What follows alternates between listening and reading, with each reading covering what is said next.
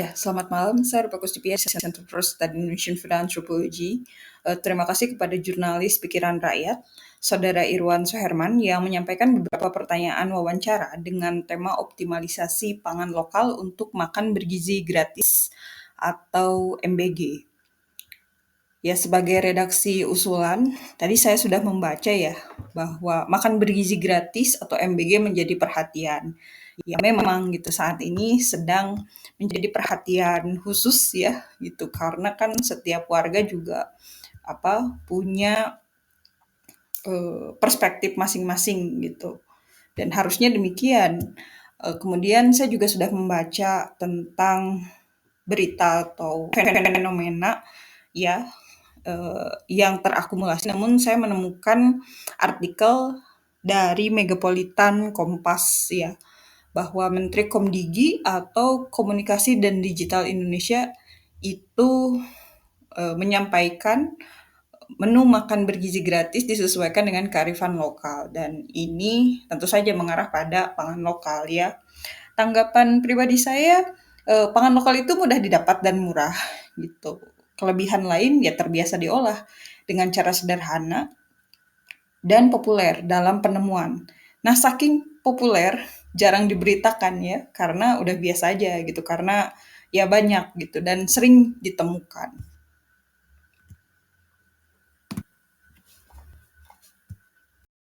Sekarang masuk ke sesi pertanyaan pertama nih.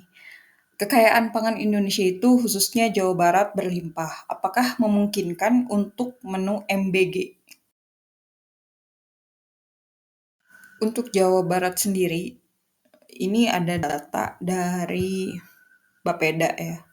Bapeda Provinsi Jawa Barat. Ya walaupun datanya 2017-an, tapi di sini harus selalu dicek kembali ya di websitenya. Kan kadang ada under maintenance ya.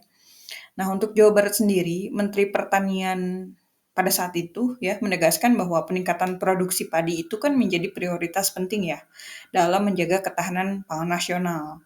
Pada 2017 juga ada beberapa data seperti dari Bapeda ini memperlihatkan bahwa Kementerian Pertanian sendiri itu menaikkan target luas tanam padi menjadi 1,5 juta hektar lebih lah ya gitu untuk periode 2016 sampai 2017.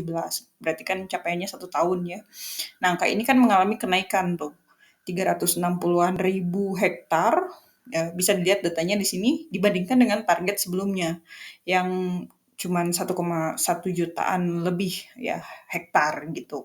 Nah, penambahan luas tanam tersebut kan diharapkan mampu menghasilkan surplus dari produksi berasnya gitu ya. Ini baru satu komoditas nih, beras doang. Sehingga kebutuhan konsumsi masyarakat Jawa Barat dan kontribusi terhadap cadangan pangan nasional itu kan dapat terjamin. Tapi di sini dilihat dari fokus pada peningkatan produksi padi yang tidak hanya menyangkut ketersediaan beras ya sebagai makanan pokok ya atau staple food gitu. Tetapi juga strategi untuk menjaga stabilitasnya juga gitu, terlebih pada stabilitas harga serta mengurangi ketergantungan pada impor pangan tentunya. Nah, namun demikian, kita melihat lagi bahwa komoditas pangan lain di luar padi seringkali belum terdata secara maksimal gitu. Jadi hal ini juga terjadi karena Indonesia termasuk Jawa Barat masih menempatkan beras sebagai staple food tadi atau makanan pokok. Ya, adapun komoditas lain kayak misalnya jagung ya, kedelai ya sebagai prioritas utama kan dalam kebijakan pangan ini, pajale lah itu. Padahal keberagaman pangan lokal seperti umbi-umbian ya, kemudian kan ada hortikultura ya, mohon maaf, maksud saya adalah hortikultura, kemudian ada komoditas buah-buahan ya, maupun pangan hewani juga kan punya peranan penting gitu untuk mendukung gizi seimbang dan kedaulatan pangan. Ya, kedaulatan pangan kita ngomongin tentang kepemilikan lahan ya, kemudian ada kedaulatan lahan juga ya, tanpa lahan sengketa lah ya gitu dan harus bebas dari konversi lahan. Nah, itu jaminan kedaulatan pangan di situ. Apakah dibahas juga gitu pada supply atau ketersediaan pangan ini.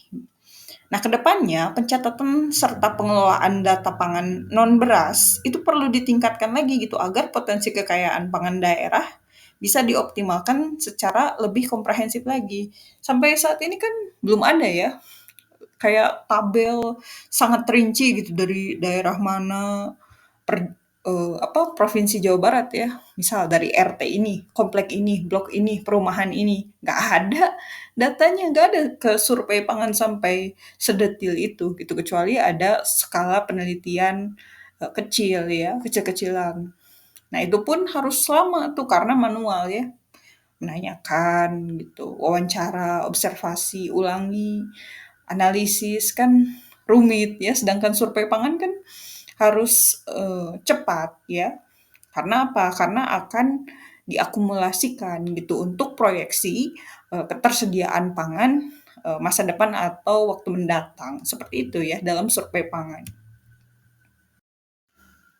Nah, ini kan ada beberapa prognosa ya. Prognosa itu perkiraan atau proyeksi.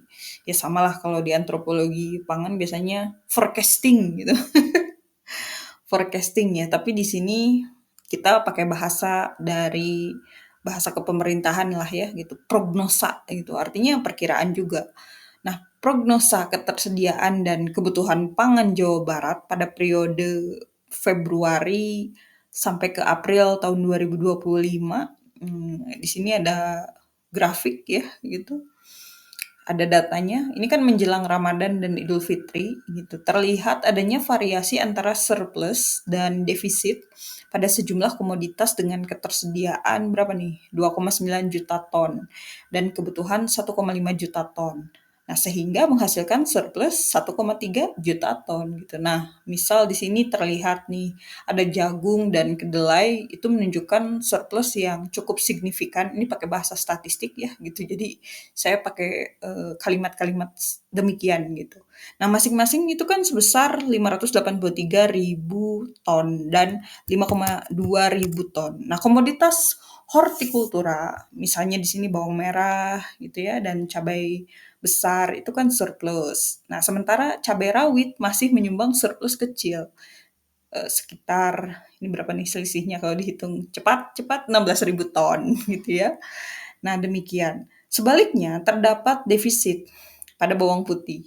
Itu ada minus lah 9,7 ribu ton. Kemudian kita lihat juga di daging sapi atau kerbau, ada di minus 3,5 ribu ton gitu. Serta minyak goreng di minus 44 ribu ton ya.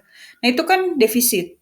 Nah, defisit ini umumnya dipenuhi melalui impor, ya, impor pangan maupun pasokan dari luar provinsi.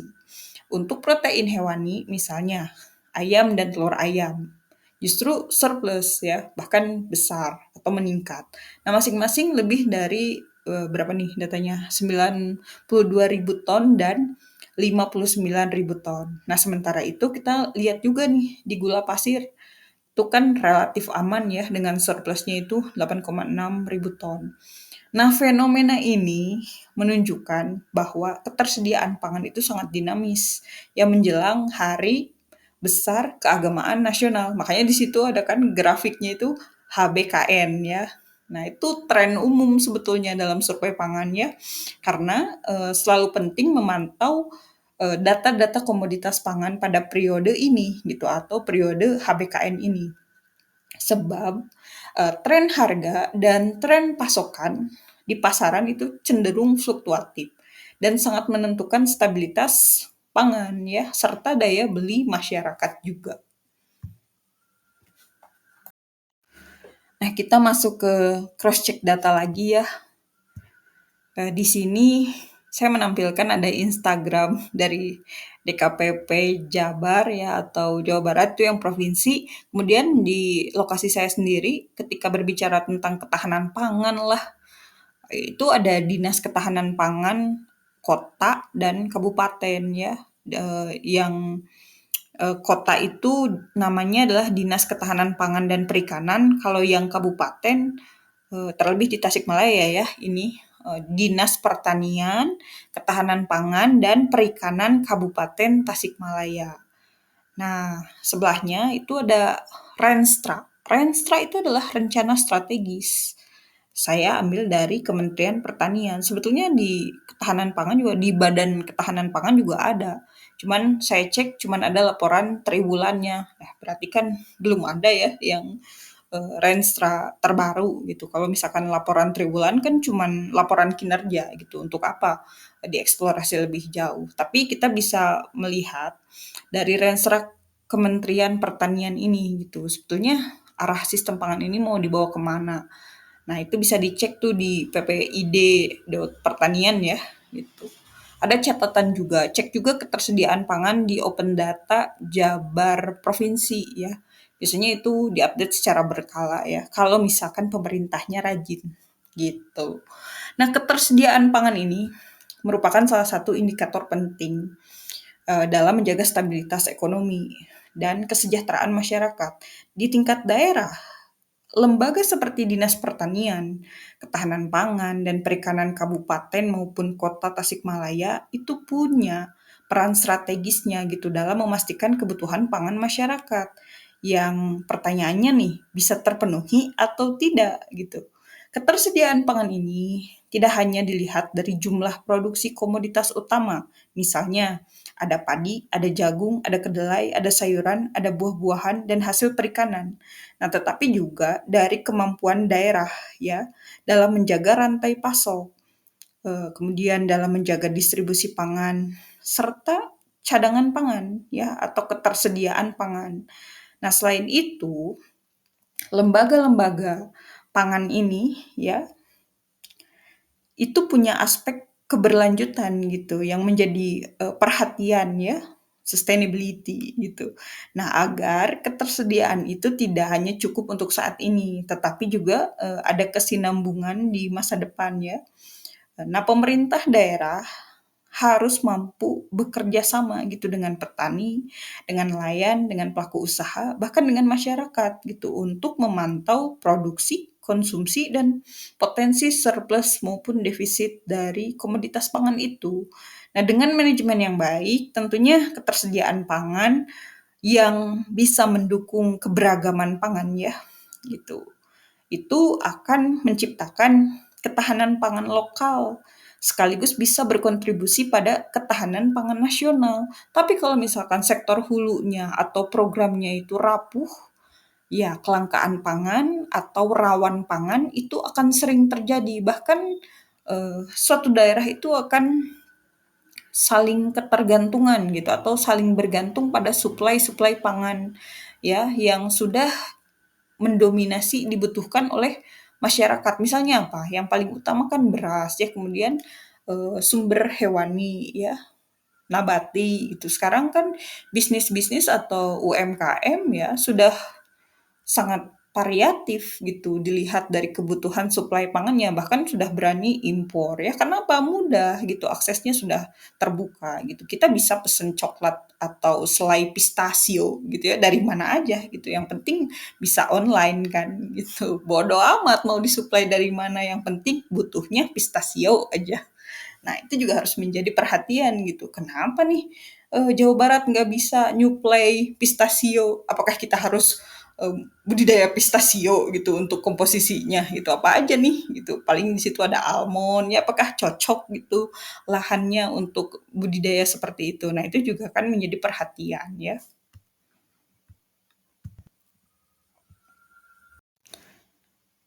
Mari kita cek fakta terdekat ya.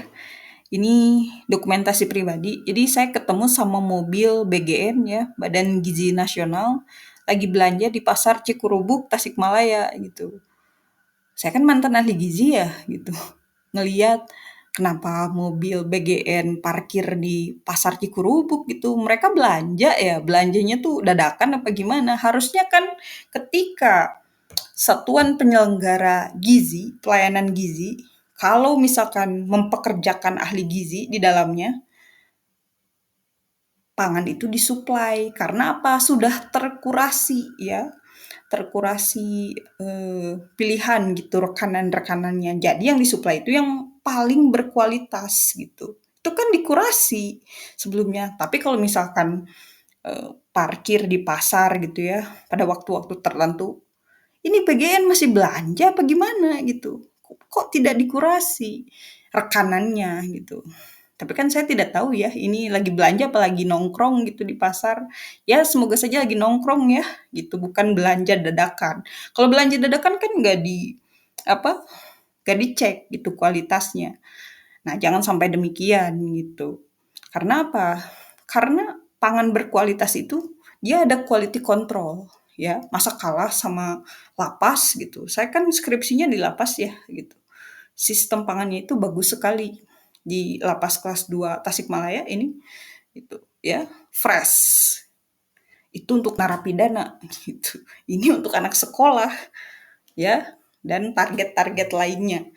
Masa kalah gitu. Jangan sampai seperti itu gitu. Nah, komoditas pangan itu dilihat dari lokasi-lokasi terdekat. Nah, misalnya tadi saya ke pasar ya, pasar terdekat itu ada Cikurubuk gitu ya, kalau misalkan di Tasikmalaya, ada pasar Pancasila atau di pasar-pasar kecil lah gitu, kayak di sini di lokasi saya dekatnya dengan pasar Gunung Kalong gitu. Nah, itu kan bisa melihat ya secara langsung, oh komoditas yang ada tuh, eee, beragam gitu, beragamnya kayak gimana aja dari kategori-kategori, eee pangan gitu. Kategori pangan kan ada yang sumber karbohidrat ya, protein nabati, protein hewani, sumber vitamin dan mineral biasanya itu di buah-buahan dan sayuran ya, yang ada di pasar terdekat. Nah kemudian cek juga nih makanan atau menu atau pusat kuliner. Nah saya di situ sedang menikmati ayam serundeng ya gitu, kemudian pencok kacang, biasalah menu-menu Sunda ya. Itu lalapan, ya goreng tahu, tempe, sambal. Nah, itu kan yang terdekatnya seperti itu ya gitu. Berarti di setiap daerah juga akan terimplementasi ya menu-menu atau kuliner-kuliner yang tersedia gitu dari pasokan supply eh, akses pangan terdekatnya gitu. Nah, ini kan saling berkesinambungan ya gitu. Kemudian saya juga ke pasar melihat lagi nih ada makanan siap saji apa gitu yang mendekati dengan pangan lokal gitu. Ternyata banyak perusahaan-perusahaan pangan olahan gitu ya yang memasok langsung gitu ke pasar. Ya di situ walaupun kecil ya ininya apa jenis perusahaannya kan udah CV ya, nggak terlalu PT. Ada PT perorangan gitu ya, masih kecil lah tahapannya gitu atau skalanya. Tapi dia bisa mensuplai ke pasar ya, misal di pasar induk atau di pasar tradisional ya. Nah, kemudian lihat sekitar gitu. Kalau misalkan targetnya itu di sekolah gitu, apakah ada nih hasil-hasil panen petani setempat yang paling dekat gitu. Nah, di sini saya sedang berbelanja pakai sepeda gitu ya, berbelanja singkong ya, kemudian berbelanja talas gitu, gula merah ya, kemudian pisang-pisang lokal sih ya. Nah, itu kan akses terdekat gitu, seorang warga yang membeli kebutuhan pangannya gitu. Nah, makan bergizi gratis juga apakah melakukan konsep pelayanan makan sederhana seperti ini atau rumit gitu ya sistem manajemen makanan institusinya. Ada beberapa perspektif fundamental di sini ya gitu. Yang pertama, cek dulu kemampuan keuangan atau finansial keluarga atau per individu. Nah, kebutuhan gizinya kan masih tergantung ya, kalau di Jawa Barat itu dari penelitian saya yang food and gender ya, ketergantungan individu atau keluarga itu masih ke kepala keluarga atau kepada suami atau kepada ayah atau bapak ya. Nah, jika yatim ya itu biasanya anak pertama yang menanggung beban ekonomi gitu untuk keperluan keluarga. Jadi yang pertama ya harus dicek dulu kemampuan keuangannya gitu dalam suatu keluarga ya. Nah yang kedua, perspektif fundamental ini adalah kebiasaan penyediaan makanan pokok. Misalnya jika di rumahnya ya, kan ini skala keluarga ya gitu, sering menyediakan stok beras gitu. Nah berapa perharinya itu? Apakah ada tuh 20 kilo di dapur? untuk beras, kalau nggak ada 5 kilo ada nggak gitu, atau beli tiap hari, misalnya beli setengah kilo dulu gitu, tiap hari aja setengah kilo gitu, karena mampunya seperti itu. Gitu. Nah, ketersediaan pangan juga kan seperti itu ya di dalam keluarga gitu, jadi fluktuatif lah gitu, bisa diukurnya itu per hari, per 3 hari, per minggu, bahkan per bulan ya. Itu biasanya terekam. Biasanya kalau misalkan ahli gizi ya pakainya metodenya itu food record ya yang lebih detail untuk melihat survei ketersediaan pangan skala keluarga. Nah, dari kebiasaan penyediaan makanan pokok ini, misalnya beras tadi yang ada stoknya gitu.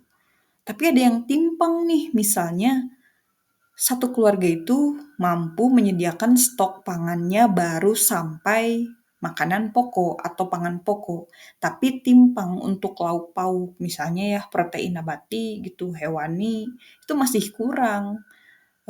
Maksudnya kurang bisa diakses ya gitu. Misalnya ya dalam satu keluarga mampu ini menyediakan 20 kilogram beras, ya tapi kesulitan gitu untuk mengakses lauk pauknya gitu ya. Misalnya terlalu mahal untuk menyetok daging merah ya, kemudian daging cincang ya seperti itu. Frozen food tapi yang agak mahal gitu, tidak terjangkau itu kan tidak akan dibeli ya oleh skala rumah tangga. Misalnya ayam-ayam ya yang premium gitu. Kan sekarang banyak ya yang ditingkatkan harganya. Selain harganya ditingkatkan, kualitasnya juga ditingkatkan gitu, tapi keterjangkauannya apakah kebeli atau enggak gitu. Banyak di warung-warung sayur itu disediakan aja udah misalnya seperempat ya, seperempat kilo itu kan cukup terjangkau ya. Saya nggak bilang murah gitu, karena ada beberapa keluarga atau beberapa individu yang bilang, aduh mahal gitu untuk membeli seperempat kilogram ayam ya, apalagi yang di file ya. Nah, kemudian sayuran dan buah-buahan itu tidak selalu terjangkau, walaupun komoditasnya sudah lokal. Justru lokal itu jauh lebih mahal ya sekarang gitu. Banyak yang tidak menyetok buah-buahan dan sayuran gitu. Itu juga termasuk ke preferensi ya kalau di Jawa Barat. Misalnya harga sayuran lebih mahal daripada harga ayam. Yang nggak beli gitu, yang dibeli ayam gitu. Karena tingkatan-tingkatan kategori pangannya itu dalam skala rumah tangga ya, itu punya nilai-nilai tertentu gitu. Apalagi ketika berbicara tentang harga ya. Jadi kalau misalkan harga buah-buahan gitu ya, lebih mahal daripada harga daging atau ikan ya, atau dari protein hewani lainnya gitu, nggak akan dibeli gitu. Ya itu udah kesimpulan akhir dari survei-survei pangan gitu ya. Misal ya, saya waktu itu pernah nanya ke salah satu keluarga, normal sih, normal maksudnya dalam kemampuan finansial juga ya standar lah ya gitu, rata-rata. Ketika ditawarin mau beli melon harganya 45.000 tapi ini melonnya golden gitu ya, atau mau beli sayap ayam gitu, isinya 12. Pilihnya sayap ayam, karena apa? Ya melon cuma buah-buahan gitu. Tapi kan dari kebutuhan gizi, melon juga penting kan gitu. Tapi kan harga melonnya itu loh yang lebih mahal daripada harga sayap ayam tadi. Nah itu juga jadi hal-hal kontradiktif gitu. Nah jangan sampai pangan lokal itu bentrok gitu ya harga-harganya gitu, kemudian kebutuhannya, jadi aja nggak pada dibeli. Nah, jangan sampai seperti itu. Fungsinya optimalisasi adalah keseimbangan akses pangan. Jadi ketika suatu keluarga nih mau membeli pangan, dia atau mereka tidak keberatan gitu, mau membeli protein, mau membeli karbohidrat, mau membeli vitamin dan mineral, bagi mereka harus keluar kata-kata terjangkau, harus keluar kata-kata murah. Nah, itu baru kesuksesan pangan ya di sektor pangan. Distribusi pangan tuh sukses. Artinya apa? Oh, ada kepuasan tersendiri gitu. Tapi di balik itu apakah produsen juga ya di sektor hulunya merasakan kepuasan yang sama dengan konsumen? Kan produsen juga harus membeli pupuk ya, kalau misalkan budidaya gitu, pakan ya yang berkualitas. Kemudian kalau misalkan di rumah-rumah potong kan ada biaya dokter hewannya ya gitu. Nah, itu kan harus masuk juga gitu. Nah, seperti itu ya kompleksitas sektor pangan. Nah, yang selanjutnya ada cek bantuan yang diberikan pada pemenuhan kebutuhan pangan ya. Jangan sampai sudah diberi sembako yang sama ya, diberi lagi tuh pada bantuan serupa sehingga tidak ada diversifikasi atau keberagaman yang didapat ya dan jadinya kan mubazir itu banyak yang dijual lagi gitu karena untuk beli lauk pauk atau kebutuhan lainnya misalnya kuota atau pulsa. Ya gimana ya? Kebutuhan internet juga sekarang kan udah jadi kebutuhan primer ya gitu karena kan zaman digital ya. Jadi ketika bilang, "Wah kamu nggak mampu, tapi kok kamu punya HP bagus gitu, kok kamu bisa beli internet ya?" Itu kebutuhan hidup masa kini gitu. Jadi jangan dianggap tersier ya kebutuhan internet itu, karena apa? Tidak disubsidi kan, bahkan tidak terjangkau gitu untuk 1 bulannya. Ada yang beli paket yang misalnya ya cuma 200.000 gitu ya, itu mah nggak memuaskan ya dari akses atau layanan internetnya gitu.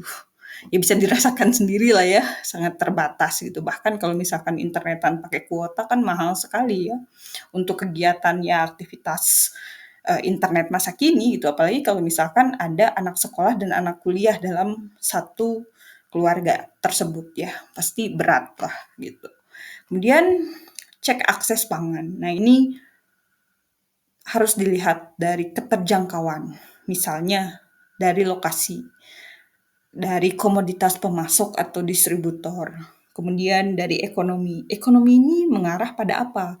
Pada daya beli masyarakat atau daya beli keluarga, bahkan daya beli seorang individu, ya, untuk mengakses pangan itu. Ya sekarang kalau misalkan bilang ya, kok kamu makan anggur impor gitu?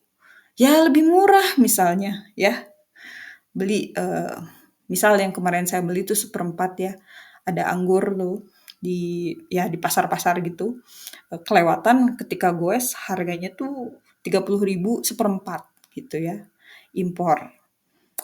Tapi ada anggur lokal 65.000 seperempat, pilih yang mana? Nah itu kan timpang lagi tuh, tidak terjangkau ya untuk daya beli gitu. Ya saya juga nggak mau lah beli 65.000 ya seperempat segitu. Nah terpaksa kan beli yang impor padahal kalau mau melihat harusnya sih yang lokal gitu. Tapi kan mahal gitu ya seperempat cuman gitu doang segenggam kan ya seperempat itu.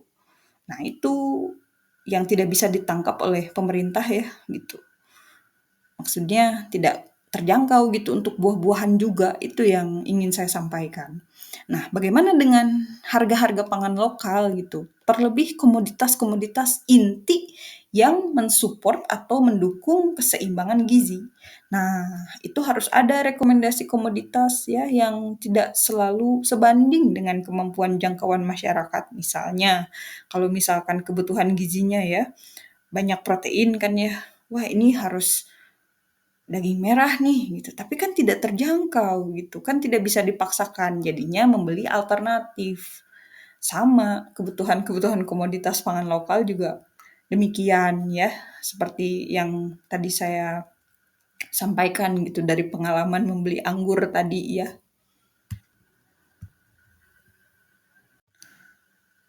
Ini masuk ke ketersediaan terdekat. Maksudnya ini adalah aspek segmentatifnya gitu. Jadi ketika mau melihat optimalisasi pangan lokal, kita harus memahami dulu Jawa Barat itu punya berapa daerah administratif. Ada 27 kan ya gitu. Itu kan ada kota dan kabupaten.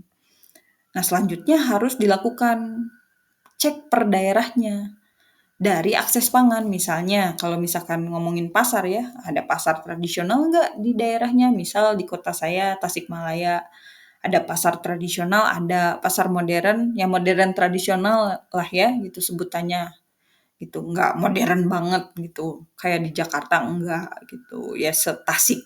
segitu-gitunya gitu. Pasar modern ya begitulah gitu, campur dengan pasar tradisional. Kemudian ada nggak pasar induk? Biasanya itu banyak grosir, standarnya ya gitu. Kemudian di kabupaten ada nggak gitu pasar desa? Atau biasanya terkenal dengan pasar dusun ya gitu. Nah, pasar desa atau pasar dusun tuh punya jadwal tersendiri. Misalnya buka cuman jam 5 sampai jam 7 pagi gitu kan, atau pasar malam ya, itu namanya, pasar-pasar yang ada di kabupaten, pasar desa atau pasar dusun. Nah, terus ada pasar khusus ya, pasar khusus itu pasar hewan. Biasanya kalau di Tasikmalaya, di Manunjaya itu ada pasar hewan, ya untuk pembelian untuk apa, hewan-hewan kurban tuh pada bagus di situ. Nah, kemudian ada pasar burung ya, ya pasar burung juga ada kan gitu, yang ngejual bebek, itu masuknya kategori ke situ tuh, gitu.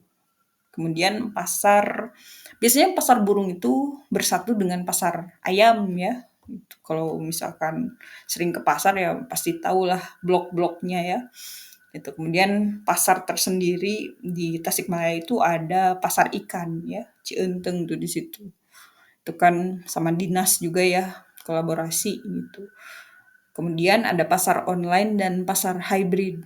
Nah, itu distribusi pangannya kan offline itu kiosnya ada.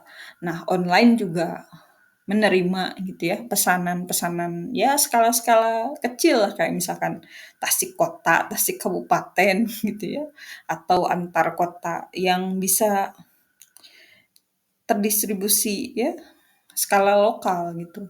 Ya kalau misalkan kemasan tapi standarnya udah bagus ya. Nah, itu bisa menjangkau lebih luas lagi. Itu kan tergantung pemesanan dan ekspedisi yang dijangkau ya, gitu. Kemudian potensi komoditas lokal per daerahnya biasanya ada kebanggaan komoditas surplus ya. Misalnya nih Cirebon, Purwakarta. Itu komoditas yang paling mereka banggakan adalah beras. Karena apa? Pada bagus tuh dari situ. Nah, kalau di Priangan Timur ada beras, ada jagung, ada durian ya, ada pisang, ada kopi gunung. Itu biasanya dari agroforestry atau wanatani. Yang lainnya skalanya masih kecil dan belum terdata gitu. Jadi saya tidak bisa mengklaim komoditas apa saja di Jawa Barat gitu karena datanya harus diperbarui dari Badan Ketahanan Pangan gitu ya. Kalau nasional. Nah, skala daerah atau kota atau kabupaten ke yang tadi ya gitu yang Badan Ketahanan Pangan versi provinsi dan versi kota dan kabupaten yang bersatu dengan Dinas Pertanian itu gitu. Makanya di sini harus melakukan observasi langsung gitu ke lapangan dan ke tempat-tempat terdekat ya untuk akses pangan gitu. Setidaknya ada data real time. Nah, itu bagus sekali kalau misalkan ada data real time. Jadi bisa apa ya? Melakukan proyeksi-proyeksi juga gitu. Wah, komoditas ini ada nih. Jadi secara kreatif tuh udah langsung bisa menyusun menu kan gitu ya. Kalau misalkan dalam manajemen ini ya, apa namanya? Food cost ya, pembiayaan pangan pada implikasi menu nantinya gitu. Itu ada dalam bahasan ilmu dietetika dasar dan lanjut, kemudian dibahas dalam manajemen pelayanan makan institusi ya. Baik selanjutnya ya, ada bahasan nih tentang pangan lokal dengan kuliner atau makanan tradisional. Sebetulnya ini sudah dibahas di Undang-Undang Pangan ya. Sekarang Undang-Undang Pangan kan udah bersatu ya sama Undang-Undang Cipta Kerja, tapi di sini saya akan mengingatkan kembali bahwa definisi tentang pangan dan definisi tentang makanan tradisional itu sudah tercantum pada Undang-Undang Pangan. Misalnya, apa yang dimaksud dengan pangan? Pangan itu segala sesuatu yang berasal dari sumber hayati produk pertanian, perkebunan, kehutanan, perikanan, peternakan, perairan, dan air baik yang diolah maupun tidak diolah gitu, yang diperuntukkan sebagai makanan atau minuman bagi konsumsi manusia, termasuk bahan tambahan pangan atau BTP, bahan baku pangan, dan bahan lain yang digunakan dalam proses penyiapan, pengolahan, dan pembuatan makanan atau minuman. Nah, kemudian apa yang dimaksud dengan makanan tradisional? Menurut Undang-Undang Pangan, pangan olahan ini atau makanan tradisional ini adalah pangan olahan yang dilakukan secara tradisional dengan resep tradisional dan sudah digunakan secara turun-temurun.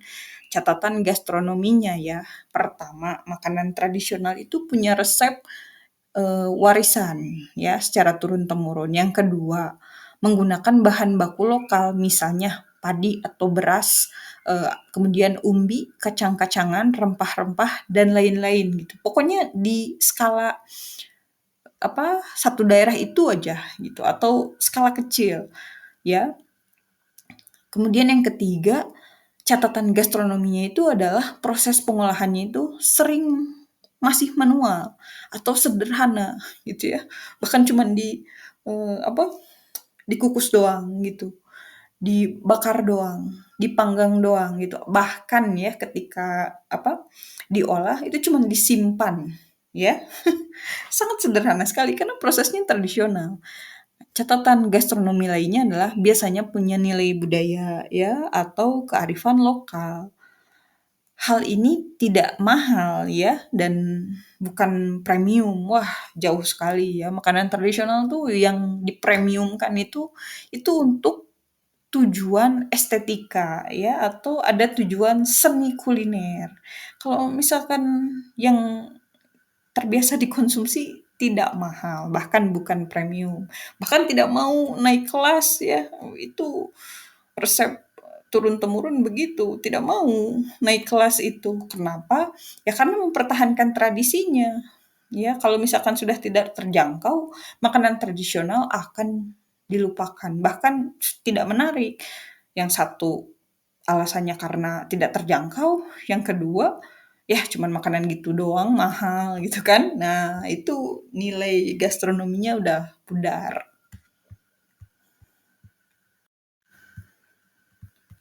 Kemudian ketika bertanya bagaimana menu skala-skala keluarga kan ya. Nah, untuk menjawab menu keluarga ini, publik atau masyarakat umum sudah bisa mengakses ya sebetulnya literasi-literasi atau referensi ya dari gizi dalam daur kehidupan.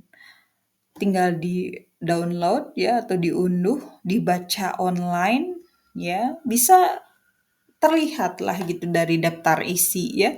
Di situ ada pemenuhan gizi anak, ibu menyusui ya, kemudian usia dewasa, remaja, lansia, bahkan kebutuhan atlet ya atau olahragawan. Kan gizi juga banyak ya, nggak cuman untuk satu orang aja atau nggak cuman untuk laki-laki dan perempuan. Enggak, di situ diatur juga kebutuhan laki-laki usia berapa, pekerjaannya apa gitu. Kan ada gizi pekerja ya.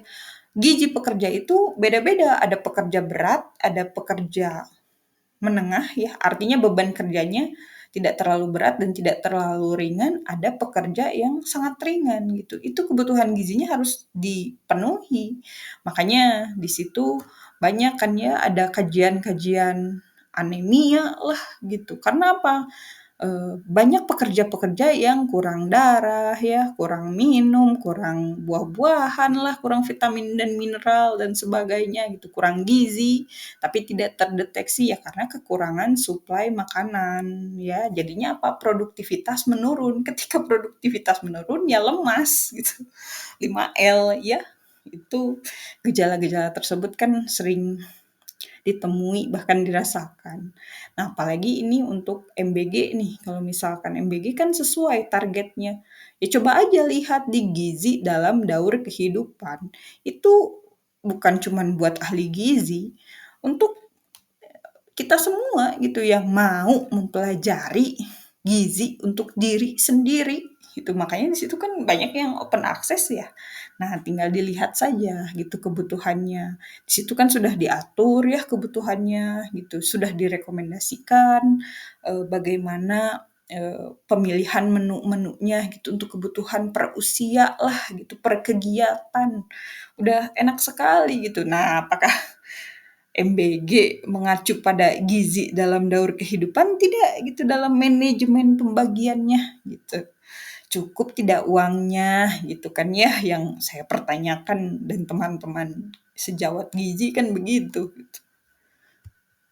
Nah, ini bisa dilihat saja ya gitu rekomendasi apa pemenuhan gizi keluarga.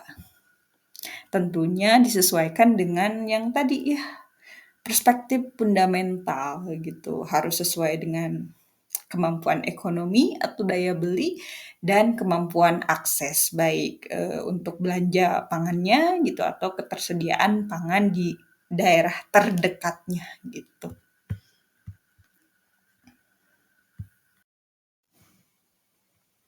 Kemudian yang terakhir, apakah pangan ultra gitu ya akan tersaingi oleh pangan lokal? Sebetulnya ada fakta dilematis ya gitu. Karena dari makanan tradisional dan pangan lokal untuk mengejar target keawetan ya atau daya simpan yang jauh lebih lama, mau tidak mau kan harus masuk ke teknik pengawetan ya gitu. Jadi ada beberapa hal tergantung pengolahannya gitu sama jenisnya. Misalnya yang kita temui dalam kegiatan pariwisata ya, gudeg.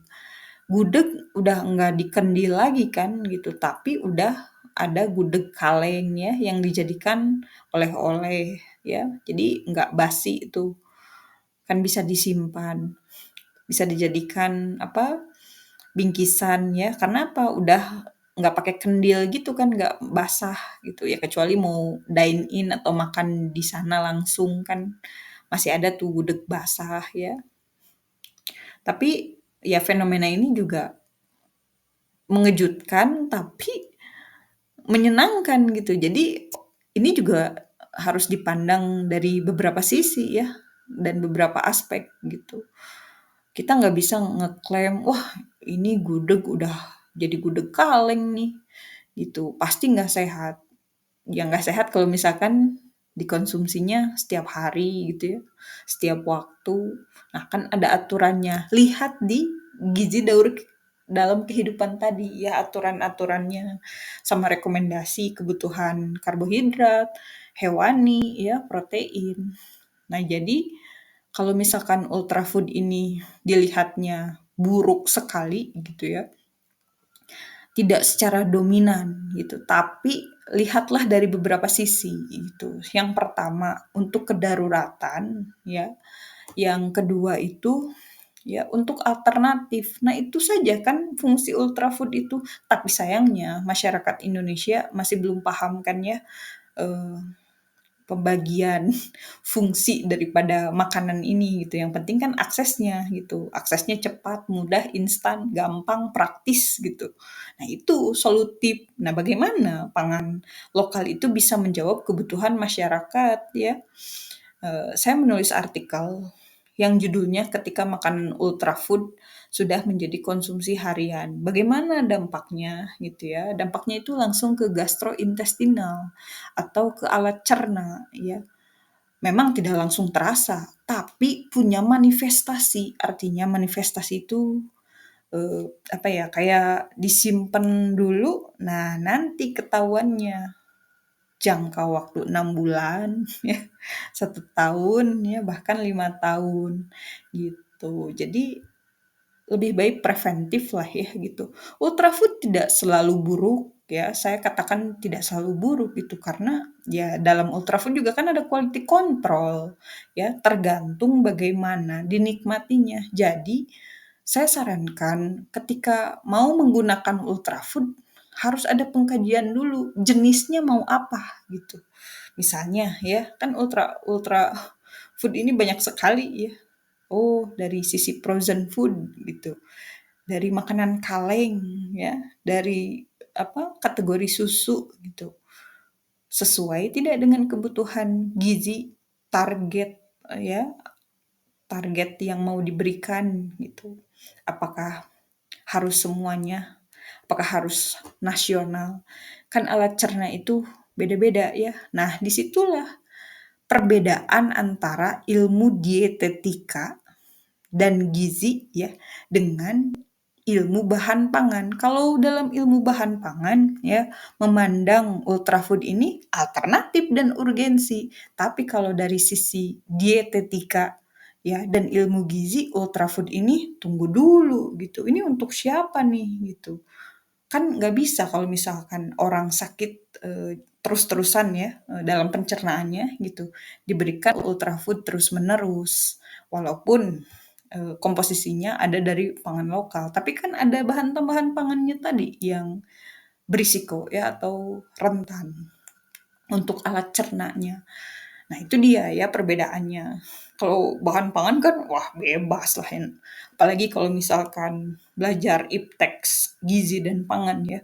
Ultrafood ini tidak harus ditakuti juga, justru alternatif gitu ya dari transformasi sistem pangan gitu. Sistem pangannya juga dari yang product development kan dilihatnya gitu. Tapi ketika ultrafood ini disengaja gitu ya, ya akan kalah gitu oleh gerakan-gerakan yang lebih lebih membawa gitu ya promosi pangan lokal gitu. Pangan lokal juga kan diapain nih pangan lokalnya? Diolah apa langsung dimakan?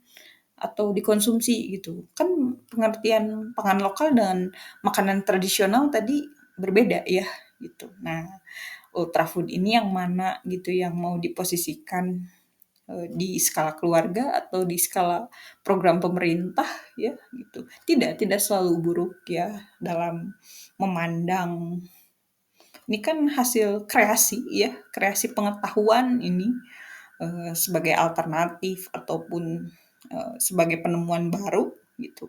Namun ketika ada berlebihan dalam konsumsi gitu ya efeknya kan tidak main-main ya gitu kalau misalkan ke alat cerna.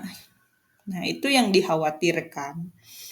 Kemudian ada pertanyaan tadi ya, buruk atau tidak gitu ultrafood ini. Itu tergantung penerimanya.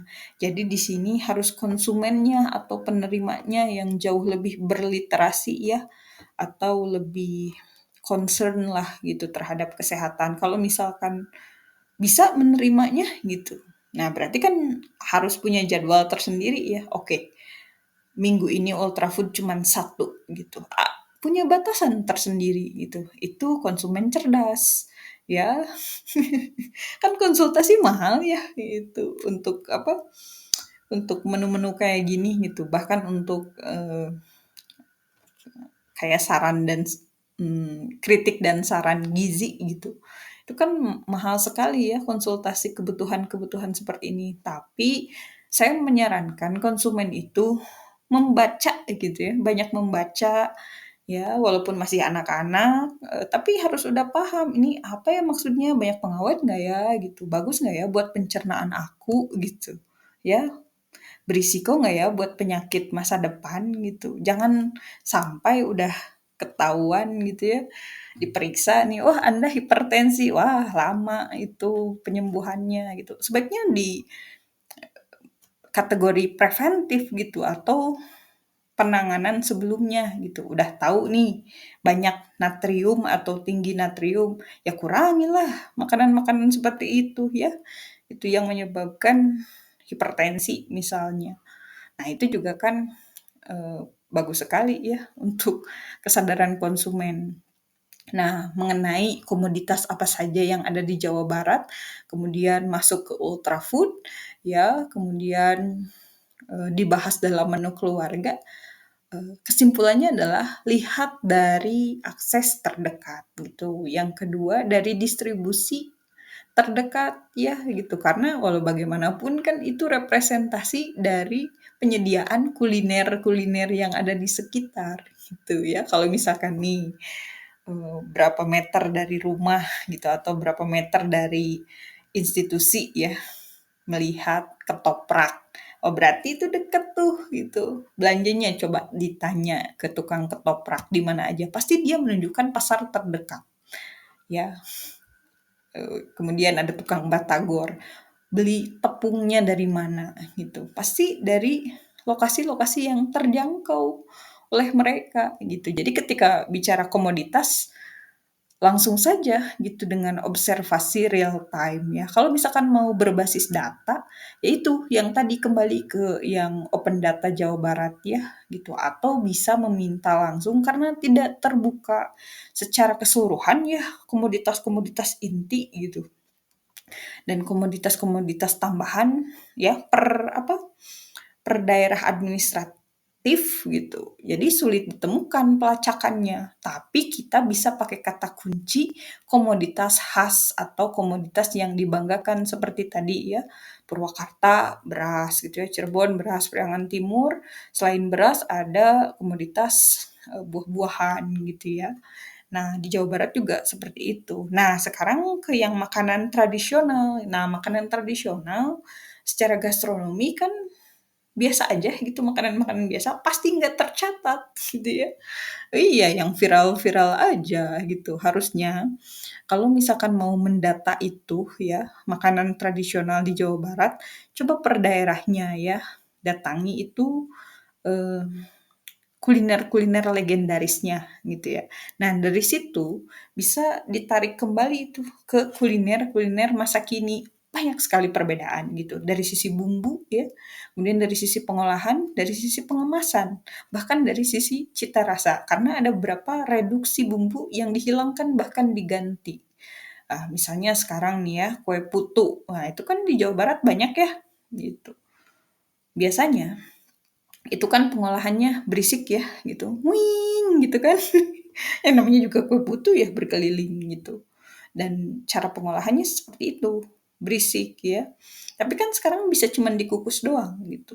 Bahkan bisa digunakan ya atau pakai steamer listrik, udah jadi, kue putu. Bahkan sekarang banyak yang frozen food-nya ya gitu, tinggal ngukus gitu. Nah itu perubahan-perubahan dari sisi makanan tradisional yang mau tidak mau mereka bertransformasi dengan relevansi kebutuhan konsumen sekarang gitu. Nah, itulah, yang bisa saya sampaikan ya tentang optimalisasi pangan lokal. Selebihnya nanti saya simpan di deskripsi box untuk telaah-telaah lebih lanjut gitu tentang optimalisasi pangan lokal ini yang bisa membantu untuk, kelancaran MBG ya gitu. Kalau misalkan bisa mengikuti standar-standar yang disarankan oleh studi-studi terdahulu ya, saran-saran ahli gizi, ya itu sudah melalui verifikasi dari kajian studi yang banyak sekali gitu ya. Jadi itu yang bisa saya sampaikan. Terima kasih sudah menghubungi saya ya. Saya cukupkan sekian.